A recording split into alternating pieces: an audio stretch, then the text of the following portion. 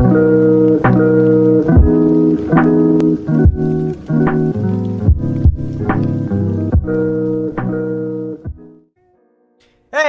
folks, how's it going? Rasher, and welcome back to another episode of Cards and Castles TV commentary. Now I know it's been 2 weeks since my last upload here, and I know bringing the TV commentary may not be the content that should be the return, but we're doing what we can. It's been very hectic for me in the month of December here. It's the holiday season. And that tends to take up a lot of time, not to mention all the other things that I'm doing here. Twitch streaming, which I've become really fond of.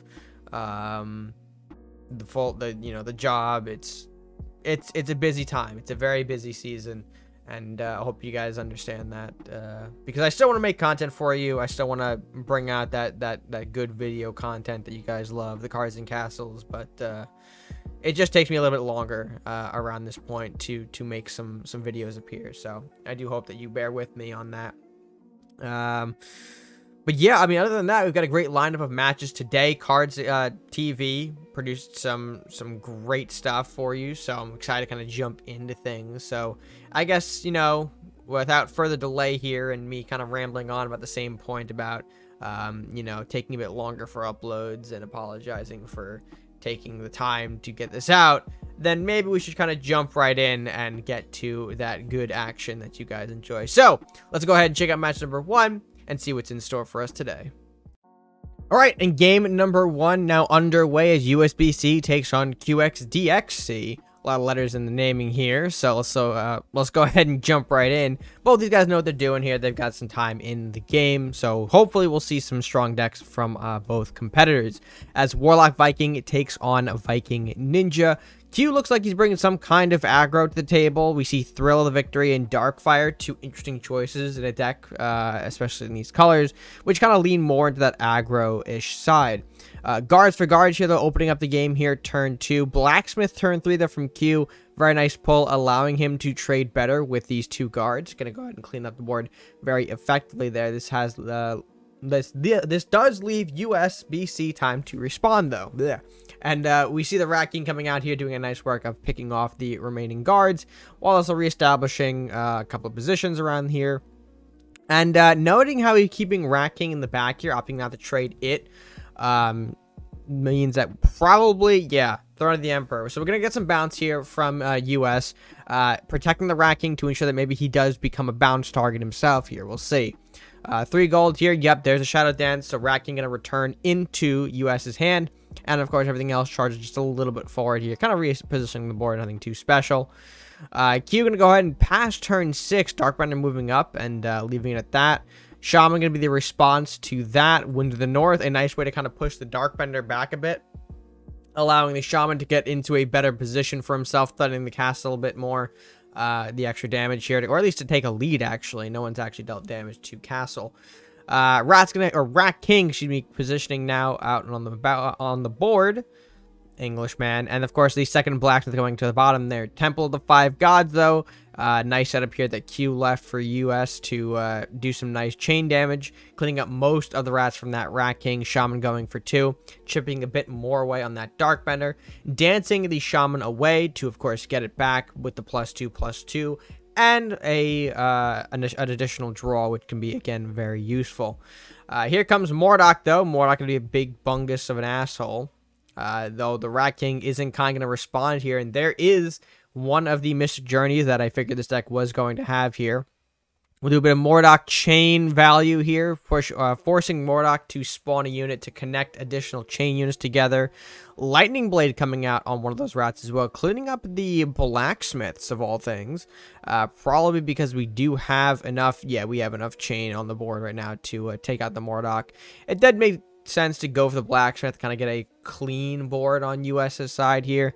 Only thing he's got left is the Wraith, which we see not even killing off the Rat King, instead setting it up for a Dragon's Fire kill, and that's not what you really want to use Dragon's Fire for, at least a copy of Dragon's Fire. To clear off just sort of 3 rats means that Q is in a bad place, and we'll see the Horseman come out and the Shaman come out in response, knowing that Q on maybe the weaker side of things here, the Dragon's Fire. Not great, but we'll see him probably use another one. Yep. burning away for 3 here. Rat King coming back out as well, opting to not go for the blue fire kill on the Shaman, which is fine, but also a bit risky because we do know, again, bounces in the deck here, and this is a nice draw source for this deck. Shaman will go ahead and chip away at the Rat King, though, removing it from the board here, noting that Q does have Viking, so Mystic is the potential for him as well. Lich, Barbarian, Wizard getting some just additional units on the board here and passing. Wizard going down and a bit more aggro because of that Frozen Wrath that's in the way there. Although the 3rd copy of Dragon's Fire now does hit the board, popping Lich, Shaman, and freezing off the remaining units from the board. Not great, but hopefully US has some way to respond here. The 2nd copy of Lich here, going to be a nice way to do that. Cleaning off 1 rat, freezing off 2 more. Wind Mage as well. Noting that there are no more Dragon's Fires in hand, he might be seeing this as an opportunity to kind of push things out onto the board further and further. And another interesting turn from Q here. Simply passing, opting to not go with Temple, which I thought is an interesting choice.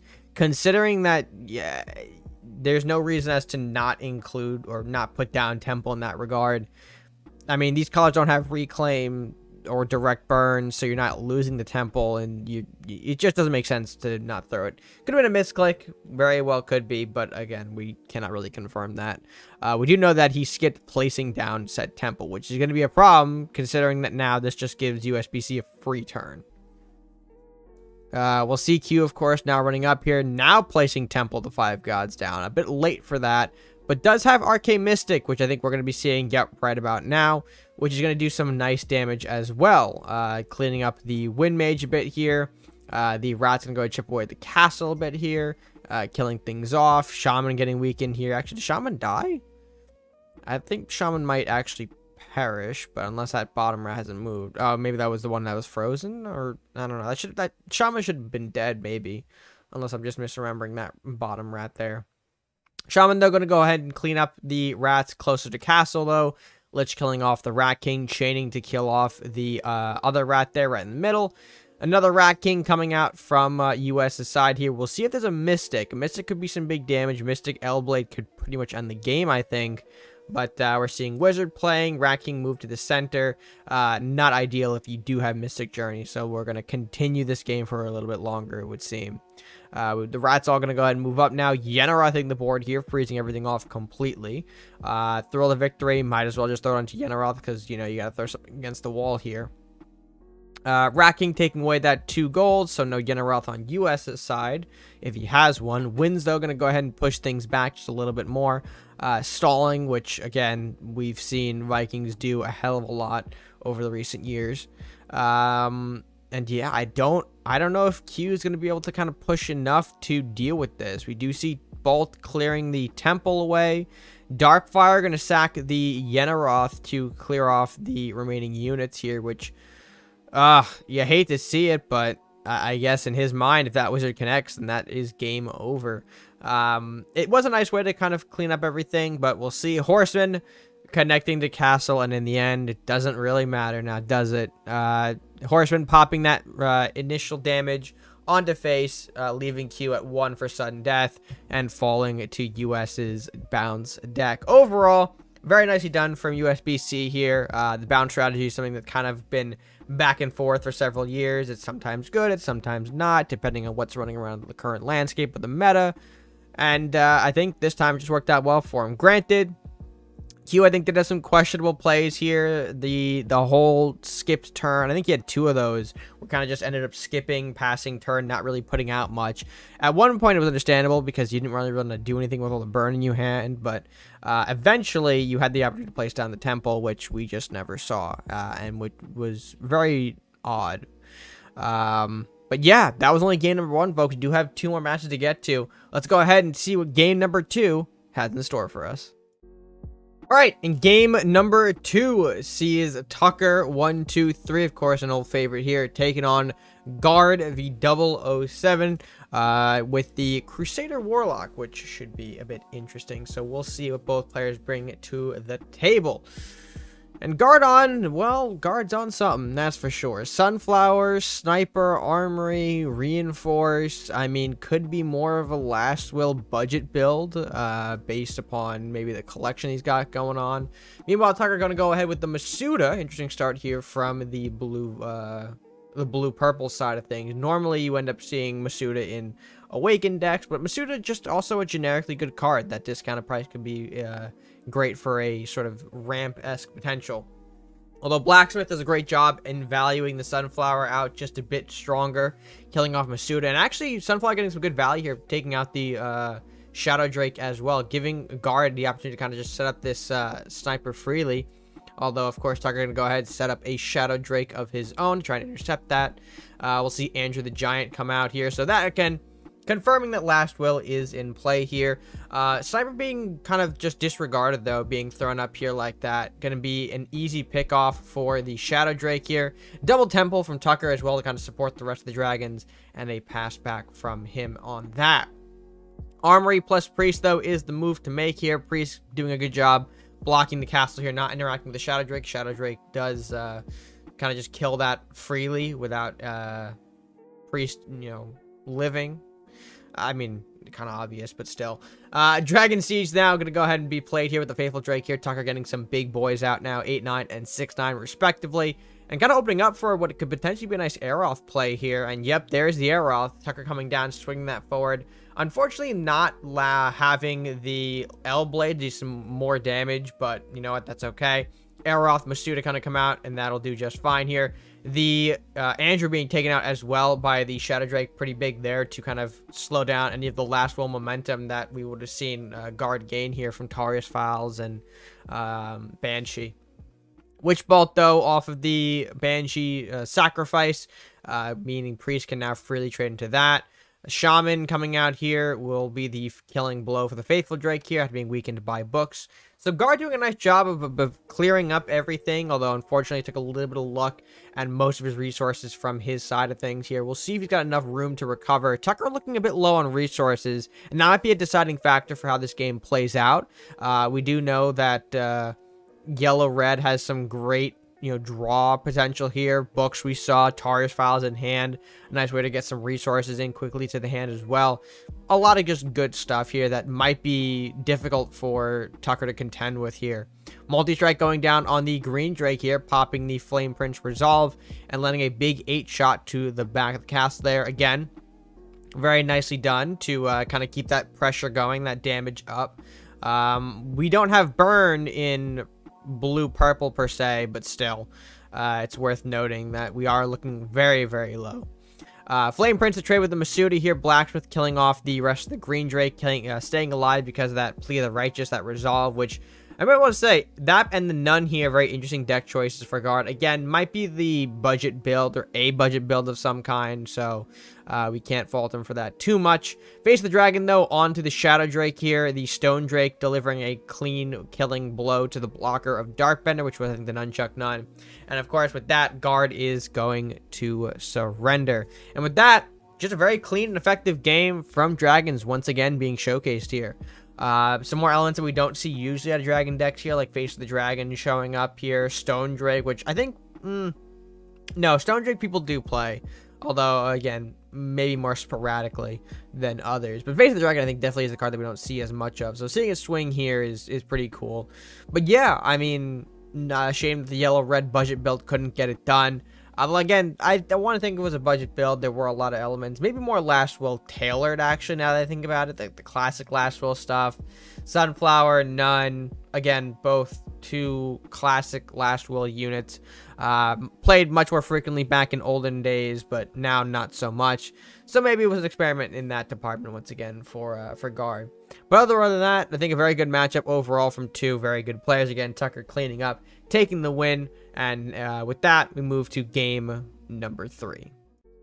All right, and our final matchup for this edition will be Rhino rocking again with the blue-purple, completing our sort of trilogy here of blue-purple matches. This time running it up against Chig. Now, I don't know if I've... Well, I don't know if Chig has been on TV commentary as much than other people have. But let me tell you, if you haven't already witnessed Chig's gameplay, Chig is definitely one of the top players, definitely a top player, still going strong on the boards through all the ups and downs and the changes and everything that's come across here, Chig has been not only an incredible player, but an incredible friend to talk to as well. So, Chig, if you're watching, much love to you. And I'm excited to see what you kind of pull off in this match here. Rocking with, again, the classic, the red-yellow things I think that Chig has been very noticeable for in the more recent modern time for gaming, for CNC gaming, I should say. But regardless, let's go ahead and jump right into the matchup here, see how he does. And I think we get his perspective, if I'm not mistaken. Yeah, we do get his perspective. Awesome, awesome. So, again, this is sort of the classic red-yellow stuff that we come to expect out of the deck nowadays. The Rider, the Files, the Craxus, things that you guys have probably seen before for sure. And starting off quite strong here with a Rider Lumberjack interaction here. Rhino picking up the extra card, which is quite good here. Though Chig gonna go ahead and rinse, wash, and repeat. Another Rider down that same lane here. We'll see if Rhino's got another counter. Masuda, not necessarily a counter. It is going to die to Rider and not get a whole lot of value, but we'll see. I mean, he kept it up here, so we are going to get that discount here. We'll see if Rhino can get something valuable from it. Freezing Pillar. Okay, so he's blocking the books, which is nice here, but the Freezing Pillar definitely feels like it's been not wasted, but I guess underutilized is a proper way. It's rough, but he wants to kind of slow down the damage. I get it. And so Lumberjack, Imp coming down as well. Gonna get some extra pressure being built on. Thrill the Victory onto an Arctic Explorer, though. A nice way to get some value here. Not only getting a little stat booster from ending the Rider, but also that frozen card draw thanks to the Arctic Explorer's ability here. Again, something that we don't see too often. But now we'll see Imp go ahead and take a shot here. Tara's Files being set up behind the Imp. Lumberjack running away. He knows if he puts Lumberjack too far in, that's just a free attack boost to the Explorer with no damage being done. Interestingly enough, Berserker here coming out and taking the initiative, killing off the Tara's Files. Chig not having a Flamestorm, just to see this move kind of be pulled off is interesting. He's not afraid to give him the value, but we do see another Flamestorm in hand. So I think what we might see, yeah, another Tara's Files being played there. Lumberjack going to go ahead and swing for one, pushing the advantage while he can. Because he'll know, he knows Flamestorm coming in next turn will maybe clear up some things, get more card draw for him. Again, classic stuff right there. Swordsman, though, being pushed all the way up here. Interesting. So we're ignoring the Lumberjack on face here. We do see a smart use of the cleave, though, by Chig, running the Lumberjack back, killing off the Swordsman here, or getting killed off by Swordsman to get the cleave for the Tara's Files again, saving the Flamestorm, or just using it because why not? Incinerate. Lots of burn going off here to clear off the Swordsman, which I think was very much needed here.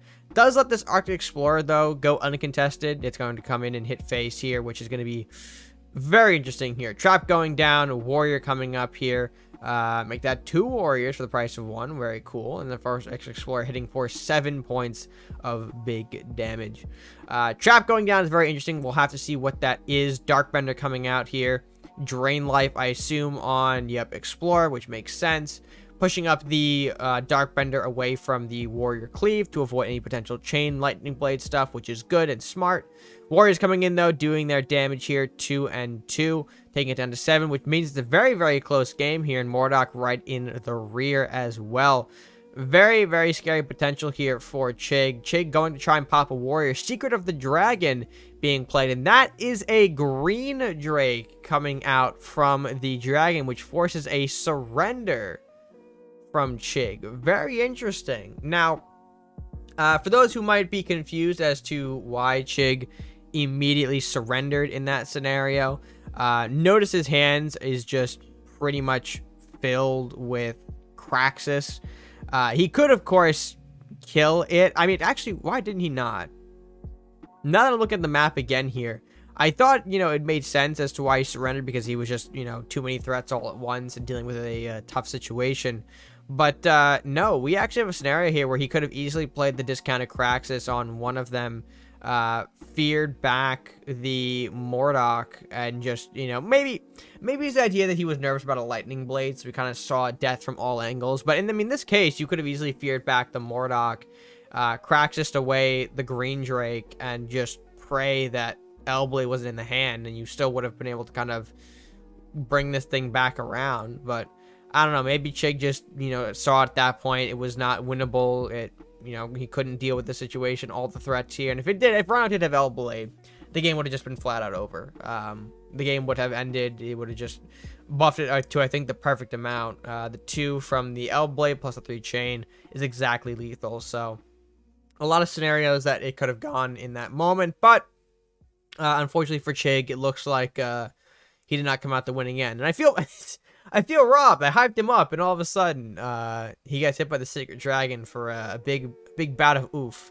Explorer, though, too, put in work. I have to say that. Explorer put in a ton of work this game, which is really cool to see. Not a lot of cards like that get the spotlight these days because of, you know, people wanting to run what's good, what's strong, what's going to get them wins for more cards. But, you know, props to Rhino for bringing out some of the stuff that is a little bit spicier in today's environment. But with that said, again, congratulations to Rhino for picking up the W here. And we are going to close this video because, of course, that was our 3 games. So let's go ahead and do that right now. All right, and with that being said, folks, hope you guys did enjoy this edition of TV Commentary. If you did, be sure to let me know your thoughts by leaving them down in the comment section below. Again, do apologize for taking a bit longer to get this video out. These days, my time is pretty much very, very spread thin, and as much as I am loyal to the Cards and Castles content, I have felt a little exhausted with it, and I'm kind of waiting to kind of pick up some new things with it, whether it's some new variations of Cards and Castles gameplay, or just waiting on Cards and Castles 2, which is still in the works here.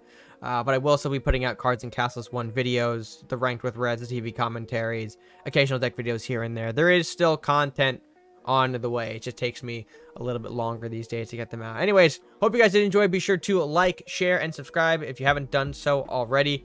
And we'll see you guys in the next video. So until then, take care and stay gaming.